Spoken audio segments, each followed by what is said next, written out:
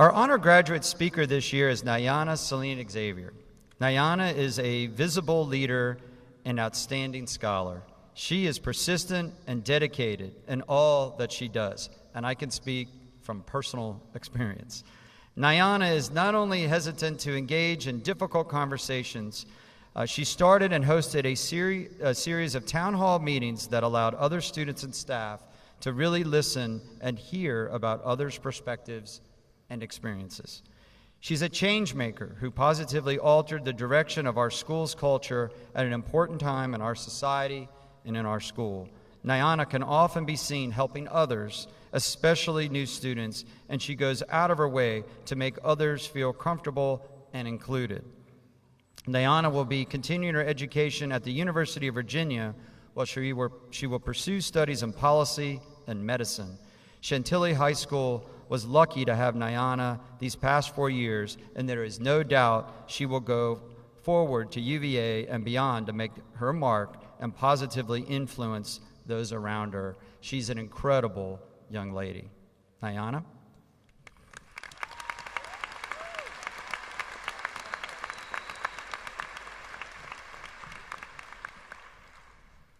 Thank you, Dr. Poole.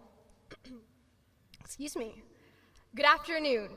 On behalf of the class of 2022, it is my honor to speak to you all today. The English department here loves metaphors, and as a byproduct, I have become a sucker for metaphors. Imagine your life is like a TV show, and every season is made up of 4 years. Now, the average American lives for about 78 years, which means that we have 15 seasons, 60 years left. We just finished season 1, and boy, do I have good news for you. Somehow, we've been renewed for a second season. So, with that, here's a season 1 recap. When we arrived at the school as wide-eyed, naive freshmen, we all had highly unrealistic expectations. I blame the Disney Channel. I myself had 3 very specific and simple goals. Number 1, I wanted that shiny, unweighted 4.0 GPA. Number 2, I wanted to be the girl that everyone liked. And number 3, this one was my personal favorite. I wanted a really hot boyfriend. So I did as freshmen do. I copied every other 9th grader in sight, which in hindsight was not the best choice considering they had no clue what they were doing. We were part of the last class, sweating to find housing for our backpacks before gym class. We went to our trailer classes and complained in whispers. And we never, ever sat on the senior side of the cafeteria. We understood the complexity that is the seniority class system. We chased after senior year because we wanted nothing more than not to be freshmen. As we trudged along our sophomore year doing much of the same, we unexpectedly hit our mid-season hiatus, the pandemic. After some masks, political divisiveness, and numerous unnecessary virtual meetings that could have always been emails, we emerged as fundamentally different people. Stealing toilet paper does that to a person. We had different friends, different priorities in life. We had witnessed so much loss over the course of a year. Part of that loss was when several thick-haired boys collectively pledged to never enter the premises of a barbershop ever again. But we got Nana cuts, so that issue resolved itself pretty quickly. As for me, I was talking to Mr. Matthew one day when he asked me a question that quite literally changed the trajectory of my life. He said, "When you're done walking these halls, what do you want to be remembered for?"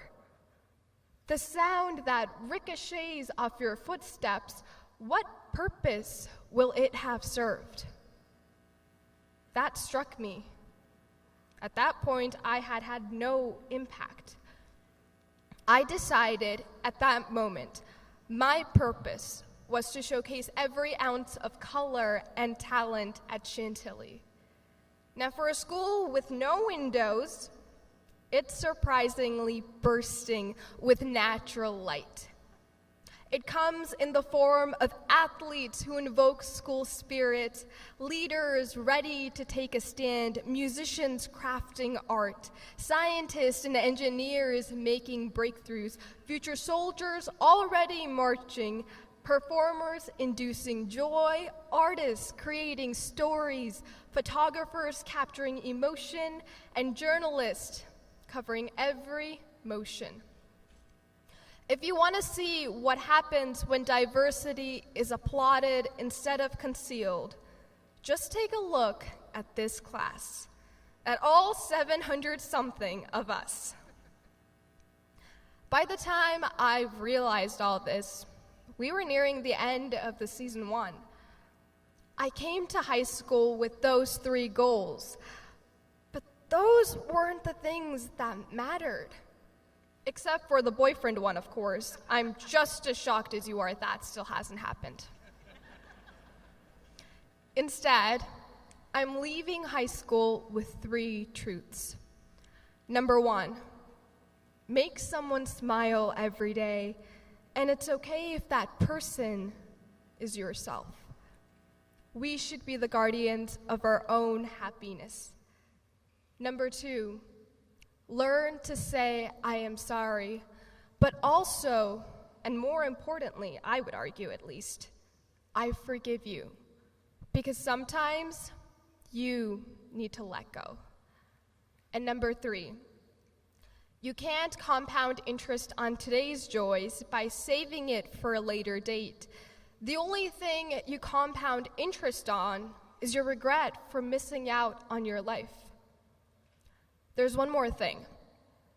The network, a force beyond our control, which controls the fate of our show, can cut it at any time. 15 seasons aren't guaranteed. Even an extra episode isn't. This means we have to treat every scene as if it were the last, the grand finale. We need to revamp our characters, introduce new settings, and not view mistakes as failures, but rather as serendipitous situations. The opportunity for an even better storyline to form. I hope even as the echoes of your footsteps start to disappear from the halls of Chantilly High School, you ask yourself the question Mr. Matthew asked me.